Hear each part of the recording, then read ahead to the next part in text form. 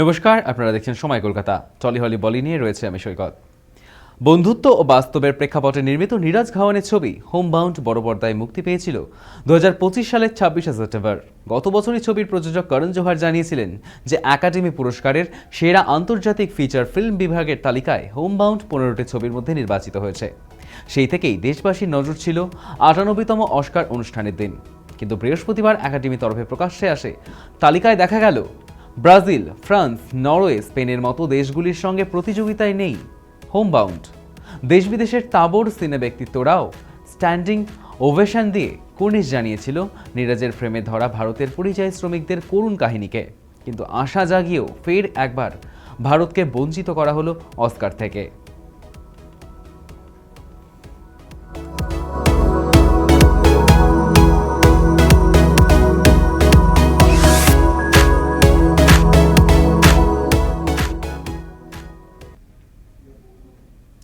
সাংলির জনৈক প্রযোজকের থেকে সিনেমা তৈরির নামে 2024 সালে 40 লক্ষ টাকা নিয়েছিলেন পলাশ মুছল। প্রতিশ্রুতি দিয়েছিলেন সিনেমার কাজ শেষ হলেই খুব শীঘ্রই ওটিটি প্ল্যাটফর্মে মুক্তি পাবে সেই ছবি। কিন্তু সময় গড়ালেও সেই সিনেমার রিলিজের নামগন্ধ তো দূরস্থ, এমনকি কাজ সম্পর্কিত আর কোনো তথ্যই নেই। পরে টাকা চাওয়া হলে গোড়ার দিকে ফোন ধরলেও পরে প্রযোজকের সঙ্গে সমস্ত রকম যোগাযোগ বিচ্ছিন্ন করেন পলাশ। এমন অভিযোগ নিয়ে সম্প্রতি পুলিশের দ্বারস্থ হয়েছেন ওই প্রযোজক।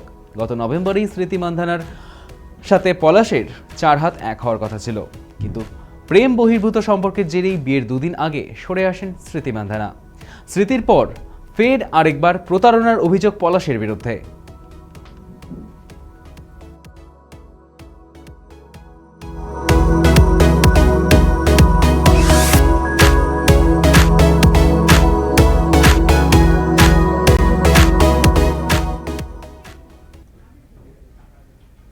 এবার আর কোনো চরিত্রে অভিনয় করতে নয়, বরং বিশেষ অতিথি হিসেবে রিয়েলিটি শো এর মঞ্চে মিমি চক্রবর্তীকে পাবেন দর্শক অনুরাগীরা। সান বাংলার জনপ্রিয় লাখ টাকায় লক্ষ্মী লাভ রিয়েলিটি শোয়ে এবার বিশেষ পর্বে বিশেষ অতিথি হিসেবে দেখা যাবে মিমি চক্রবর্তীকে। অভিনেত্রী বলেন, তিনি ছোট পর্দায় কাজ করলেও নন ফিকশন কাজের অভিজ্ঞতা নেই, ফিকশনেই মূলত কাজ করেছেন। এবার একটা নতুন অভিজ্ঞতার মুখোমুখি হলেন। 1 ফেব্রুয়ারি থেকে এই শো সন্ধ্যে 6টার বদলে 7টা থেকে দেখা যাবে। লাখ টাকায় লক্ষ্মী লাভ নিছক একটা নন ফিকশন শো নয়, মহিলাদের নিজেদের স্বপ্ন পূরণের একটি প্ল্যাটফর্ম যেন এই শো সঞ্চালনা করতে করতে জীবন সম্পর্কে তার ধারণা অনেকটাই বদলে গিয়েছে বলে বারবার জানিয়েছেন সঞ্চালক সুদীপ্তা চক্রবর্তী।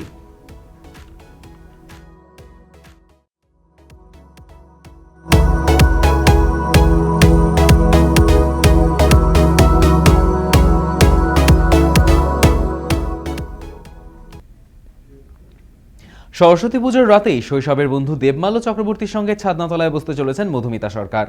শুক্রবারই গোধূলি লগ্নে অগ্নিসাক্ষী রেখে দেবমাল্যর সাথে 7 পাকে বাধা পড়বেন তিনি। বারুইপুরের নায়িকার আত্মীয়ের বাড়িতে বসবে বিয়ের আসর। তার প্রাক্কালেই বৃহস্পতিবার রাতে নিজের বাড়িতে জমিয়ে আইবুড়ো ভাত খেলেন মধুমিতা। আইবুড়ো ভাত অনুষ্ঠান জন্য প্যাস্টেল শেডের শাড়ি বেছে নিয়েছিলেন নায়িকা। পরনে গোলাপি রঙের শাড়ি, সঙ্গে মানানসই গয়না, ছিমছাম মেকআপ, পেল্লাই সাজের মাছের মুড়ো ক্যামেরায় ধরে পোজ দিয়েছেন অভিনেত্রী।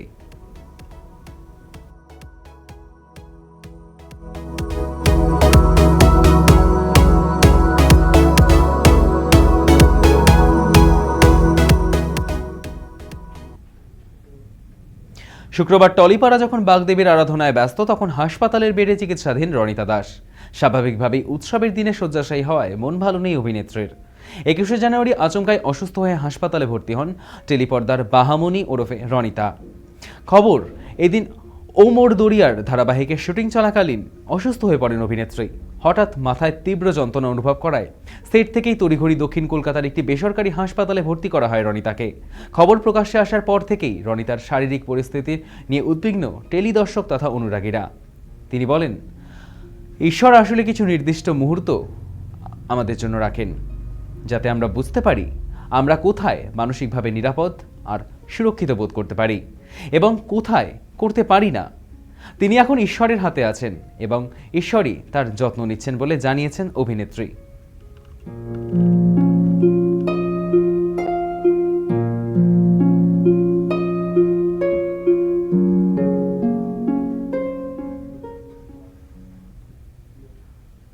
টলি হলি বলি এখনকার মতো এই পর্যন্তই। দেখতে থাকুন সময় কলকাতা, সময় বলবে সময়ের কথা।